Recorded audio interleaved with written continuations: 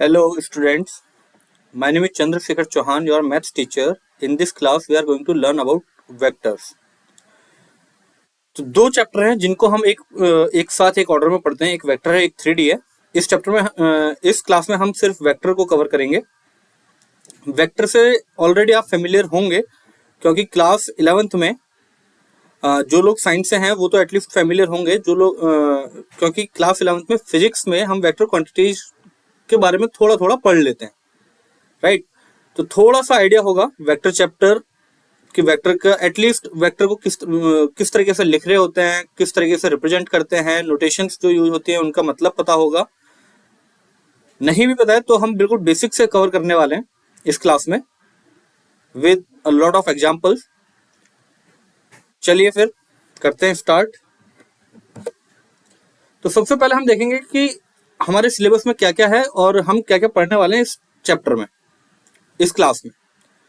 Basic concept of vector and components of A vector के किस तरीके से लिखना होता है, कंपोनेंट से क्या मतलब हम समझते हैं, किस तरीके से एक वेक्टर को एक पॉइंट से दूसरे पॉइंट, मतलब वो सारी चीजें हम इस क्लास में देख रहे होंगे, सीखेंगे। फिर type of vectors, then algebra of vectors and properties. Algebra of vectors से मतलब हो गया कि जो simple addition, subtraction, multiplication. Multiplication भी दो तरीके से, मतलब वेक्टर वेक्टर का भी मल्टीप्लिकेशन देखेंगे कि डॉट प्रोडक्ट, स्केलर प्रोडक्ट अभी आगे है एक मतलब अपने टॉपिक लिस्टेड। फिर सेक्शन फार्मूला। सेक्शन फार्मूला जैसे हम कोऑर्डिनेट ज्योमेट्री में हम पढ़ रहे होते हैं उसी तरीके से, सेम तरीके से सेक्शन फार्मूले का हम यूज यहाँ भी देखेंगे।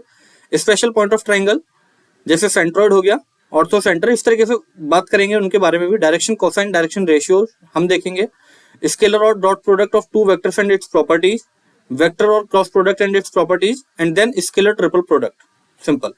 तो इतना सब कुछ हम कवर करने वाले हैं आज इस लेक्चर में। तो स्टार्ट करते हैं। Basic concepts of vectors and components of A vector. Okay. तो सबसे पहले कोई भी एक फिजिकल क्वांटिटी है, या तो वो स्केलर क्वांटिटी होगी या वो एक वेक्टर क्वांटिटी होगी। सिंपल। जो स्केलर क्वांटिटी होती है उसको हम उसके लिए उसके साथ सिर्फ एक मैग्नीट्यूड एसोसिएटेड रहता है, सिर्फ एक मैग्नीट्यूड, नथिंग एल्स। अगर मैं बोलूं कि एक कार 20 किलोमीटर पर आवर की स्पीड से चल रही है, तो क्योंकि स्पीड की हम बात कर रहे हैं, वहां पर डायरेक्शन नहीं है, तो यहाँ पर 20 किलोमीटर पर आवर ये क्या हो गया, एक स्केलर क्वांटिटी। स्पीड यहाँ पर एक स्केलर क्वांटिटी हो गया। लेकिन वहीं पर अगर मैं स्पीड के साथ में एक डायरेक्शन भी मेंशन कर देता हूं, then it will become velocity, जो कि होगी एक वेक्टर क्वांटिटी, क्योंकि अब उसके साथ डायरेक्शन भी एसोसिएटेड है। आई होप इतना क्लियर हुआ होगा। A quantity that has magnitude as well as direction is called a vector. Simple. एक क्वेश्चन है, इसमें देखेंगे कि 30 सेकेंड्स टाइम, इसमें तो कोई डायरेक्शन नहीं है यहां पर 30 सेकेंड्स, तो इसलिए ये एक स्केलर क्वांटिटी होगी।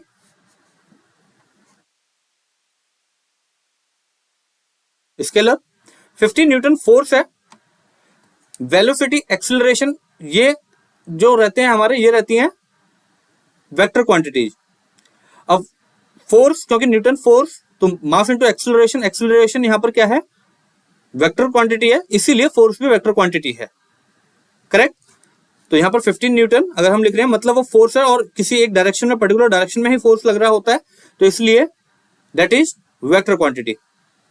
10 मीटर पर सेकेंड, सिंपल एक स्पीड लिखी हुई है, तो for this reason this is scalar quantity. And यहां पर स्पीड के साथ एक डायरेक्शन भी है, मतलब ये एक वेलोसिटी के बारे में बात कर रहा है, तो 10 metre per second towards east.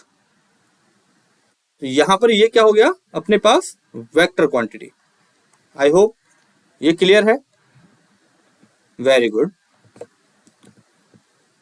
Now representation of vectors. Let L be any straight line in plane और 3 डायमेंशनल स्पेस। तो उसको हम एक वेक्टर फॉर्म में कैसे लिखेंगे। स्टार्टिंग पॉइंट यहां पर P है, मतलब इनिशियल पॉइंट या स्टार्टिंग पॉइंट जो भी आप बोलना चाहें, इनिशियल पॉइंट P है और टर्मिनल पॉइंट Q है। ये होता है वेक्टर का सिंबल, सिंपल एक एरो। और ये हमेशा जो मतलब जो सिंबल हम रिप्रेजेंट करने के लिए लिख रहे हैं, उसके ऊपर हम एरो लगाते हैं तो वो बन जाता है वेक्टर, सिंपल। मतलब जैसे अगर यहाँ पर अगर आप देखें तो इसको हम कैसे पढ़ेंगे, vector P Q, vector P Q, right. और यहाँ पर एक चीज ध्यान रखिएगा, जैसे मैंने वेक्टर पी क्यू लिखा है तो ऑलवेज ये जो यहाँ पर क्यू है, यहाँ ये होगा हमारा टर्मिनल पॉइंट, टर्मिनल पॉइंट, और ये जो P है this would be initial point. Okay, इसका मतलब ये हुआ from P to Q, from P to Q। अगर मैं QP वेक्टर लिखता हूं और PQ वेक्टर, तो ये दोनों अलग होंगे। जब मैं बोल रहा हूं PQ वेक्टर तो this is from P to Q, लेकिन जब मैं बोल रहा हूं QP vector that means from Q to P। जब हम Q टू P की बात करेंगे तो मतलब Q हमारा इनिशियल पॉइंट है और P हमारा टर्मिनल पॉइंट होगा वेक्टर QP के केस में। तो आप देख सकते हैं दोनों वेक्टर सेम लेंथ के होंगे, दोनों वेक्टर मतलब लेंथ से बड़ा सिंपल, लेंथ के मैग्नीट्यूड के बारे में भी अभी बात करेंगे। मैग्नीट्यूड ऑफ ए वेक्टर मतलब उस वेक्टर की लेंथ कितनी है, सिंपल। जैसे अगर हम यहां बात करें मैग्नीट्यूड ऑफ PQ वेक्टर, तो मतलब PQ जो है उसकी लेंथ कितनी है, सिंपल। मैग्नीट्यूड तो हमेशा पॉजिटिव ही होगा ऑब्वियसली, क्योंकि लेंथ हमेशा पॉजिटिव होती है। लेकिन PQ वेक्टर और QP वेक्टर अगर हम यहां पर ध्यान दें तो PQ वेक्टर और QP वेक्टर पैरेलल हैं, लेकिन डायरेक्शन उनका ऑपोजिट है एक दूसरे से, राइट, एक दूसरे से ऑपोजिट डायरेक्शन में है। तो मैग्नीट्यूड, आई होप ये भी क्लियर हुआ होगा, बड़ी सिंपल सी चीज है। और PQ वेक्टर को थोड़ा सा मैं मतलब एक साथ बता देता हूं, आगे स्लाइड्स पर भी उन चीजों को देख लेंगे। जैसे मान लेते हैं एक पॉइंट P है, फॉर एग्जाम्पल 3, -1, 7, और Q एक पॉइंट है, फॉर एग्जाम्पल 2, 4, 5, ओके, PQ। तो जब हम PQ वेक्टर लिख रहे होते हैं तो Q के जो कोऑर्डिनेट्स होते हैं उसमें से हम P के कोऑर्डिनेट्स को सब्ट्रैक्ट करेंगे। जैसे x कोऑर्डिनेट के साथ x कोऑर्डिनेट को सब्ट्रैक्ट करेंगे, लाइक 2 - 3, और इसके साथ हम लगाते हैं आई कैप। अभी बस आप पढ़ने में थोड़ा सा प्रैक्टिस में डालिए इस चीज को, बाकी आई कैप का क्या मतलब है वो अभी थोड़ी देर में समझ में आएगा। I cap, small I and then cap, cap simple इस तरीके से, ये सिंबल है कैप का, right. Then y coordinate, so 4 - -1 it would be 4 + 1 j cap, and z coordinate 5 - 7 k cap. We write like this. Obviously हर एक point का कुछ ना कुछ तो कोऑर्डिनेट होंगे। जैसे पॉइंट P के यहाँ पर 3, -1, 7 है, इसी तरीके से स्पेस में पॉइंट Q के भी कुछ ना कुछ कोऑर्डिनेट होंगे। एग्जांपल के लिए यहाँ पर 2, 4, 5 लिया, तो एक स्पेसिफिक पॉइंट से किसी दूसरे स्पेसिफिक पॉइंट तक तो सिर्फ एक ही तरीके से, मतलब एक ही डायरेक्शन और एक ही लेंथ का वेक्टर हो सकता है। तो वो ये होने वाला है, लाइक 2 - 3 आई कैप, तो ये हो जाएगा -1 आई कैप, तो सिंपल हम माइनस आई कैप भी लिख सकते हैं। Then +4 + 1 5 j cap -2 k cap. I cap हम हमेशा x कोऑर्डिनेट्स के साथ यूज कर रहे होते हैं, जे कैप हमेशा हम y कोऑर्डिनेट्स के साथ, और k कैप हमेशा हम z कोऑर्डिनेट्स के साथ। I cap x coordinate, J cap y coordinate, k cap z coordinate. इतना क्लियर है? धीरे धीरे आपको सब कुछ समझ में आने लगेगा, क्योंकि अभी जो स्टूडेंट्स इसको फर्स्ट टाइम पढ़ रहे हैं उनके लिए थोड़ा सा मतलब वियर्ड चीज लग सकती है कि ये कैप क्या है, यहाँ पर वेक्टर कभी सुना नहीं, कभी पढ़ा नहीं, कोई बात नहीं, बहुत सिंपल, मतलब पूरे मैथ्स में इससे सिंपल चैप्टर नहीं है कुछ भी। तो PQ वेक्टर लिखना आ गया। वहीं पर अगर मुझे QP वेक्टर लिखना होता तो जो P के कोऑर्डिनेट्स हैं उनमें से मैं Q के कोऑर्डिनेट्स को सब्ट्रैक्ट कर रहा होता, like 3 - 2 I cap plus -1 - 4, so -5 j cap, मतलब -1 - 4 j cap, then 7 - 5 k cap,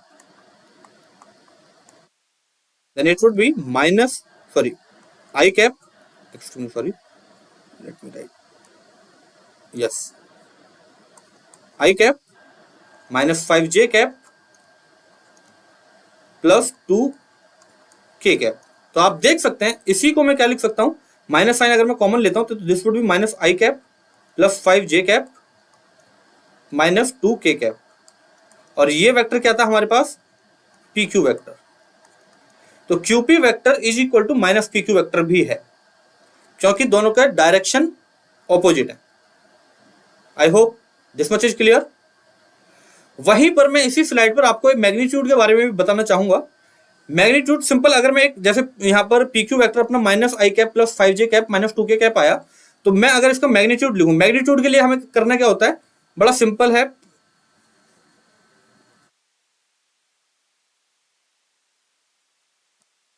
जी, मैग्नीट्यूड को हम एक तो मॉड्यूलस में बंद करते हैं, अगर इस तरीके से लिखा हुआ ऑब्वियसली बार यहाँ पर एरो जरूर होना चाहिए टू रिप्रेजेंट वेक्टर। तो अगर इस तरीके से दो बार के बीच में एक वेक्टर लिखा हुआ, उसका मतलब हम उसके मैग्नीट्यूड के बारे में बात कर रहे हैं। मैग्नीट्यूड सिंपल स्क्वायर रूट लिया हमने ये, और जो एक्स कोऑर्डिनेट है उसका स्क्वायर मतलब -1 का स्क्वायर, फिर वाई कोऑर्डिनेट उसका स्क्वायर 5 स्क्वायर, फिर जेड कोऑर्डिनेट उसका square, then this will be its magnitude. तो 1 + 25 + 4, तो दिस वुड बी √30।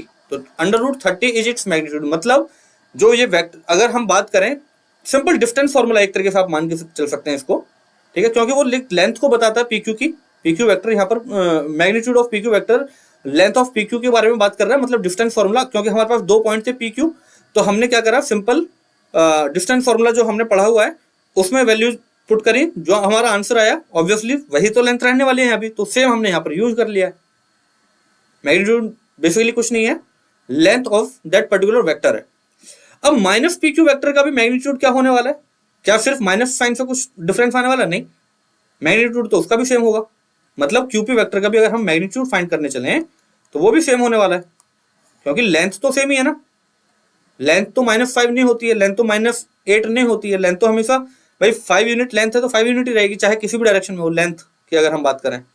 ओके, तो यहां पर ये हो जाएगा I cap that means 1 square plus -5 whole square plus 2 square, so it would be √30 again. I hope इतना क्लियर हुआ सबको, very good. Represent graphically a displacement of 25 kilometre 30 degree west of south. तो क्या लगता है, ये एक स्केलर क्वांटिटी है या फिर ये एक वेक्टर क्वांटिटी है? ऑब्वियसली अगर ये सिर्फ 25 किलोमीटर लिखा होता तो ये एक स्केलर क्वांटिटी होती, सिर्फ एक डिस्टेंस की बात कर रहा है वो 25 किलोमीटर। लेकिन क्योंकि साथ में उसके साथ डायरेक्शन भी एसोसिएटेड है यहाँ पर 30 डिग्री वेस्ट ऑफ साउथ, तो 25 kilometre 30 degree west of south मतलब एक डायरेक्शन है, तो ये हमारा डिस्प्लेसमेंट बोलते हैं। जनरली डिस्टेंस विद डायरेक्शन को हम डिस्प्लेसमेंट बोलते हैं। तो डिस्प्लेसमेंट है जो कि एक वेक्टर क्वांटिटी है, सिंपल। तो सबसे पहले यहां पर हम देखेंगे, आई होप आप लोगों को north south east west direction बहुत क्लियरली पता होगा। तो ये है नॉर्थ, ये है साउथ। अब ईस्ट वेस्ट, वेस्ट ये है या फिर ये है, क्या लगता है भाई? जब हम इंडिया का मैप बनाते हैं तो वेस्ट बंगाल तो इस तरफ मान लेते हैं, अगर ये इंडिया का मैप है यहां पर मान के चलते हैं, ये इंडिया का मैप है कुछ ऐसा, राइट? तो वेस्ट बंगाल यहां पर है, नॉर्थ साउथ, तो अब वेस्ट बंगाल यहां पर है तो वेस्ट यहां पर होना चाहिए, लेकिन ऐसा नहीं है। आई नो आप में से ज्यादातर स्टूडेंट्स को इसके बारे में पता होगा, बट इनकेस अगर नहीं पता है तो मैं आपको बता देता हूँ ताकि आप कभी कोई गलती ना करें। तो ये जो वेस्ट है, ये वेस्ट इंडिया का वेस्ट नहीं है, ये जो बांग्लादेश एक कंट्री है ना यहाँ पर छोटा सा, उसका वेस्ट है यहाँ पर। So for that reason we call it west Bengal. तो बांग्लादेश का वेस्ट इस तरफ, क्योंकि वेस्ट बंगाल अपना यहाँ पर आता है, राइट? तो वो वेस्ट बंगाल जो नेम है इसका, वेस्ट ऑफ बांग्लादेश, इसलिए वेस्ट बंगाल हम बोलते हैं। तो वेस्ट यहाँ पर ये होगा और ईस्ट हमारा इधर होगा। ओके, ये सिर्फ आपको डायरेक्शन याद कराने के लिए मैंने बताया।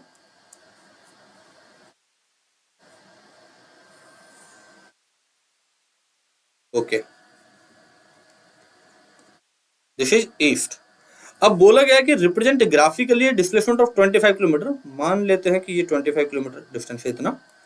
देन वेस्ट ऑफ साउथ, तो साउथ इधर फिर वेस्ट इतना, तो this point here is like, आप यहाँ पे लिखेंगे 25 किलोमीटर ऐसे, एंड देन ये एंगल है 30 डिग्री।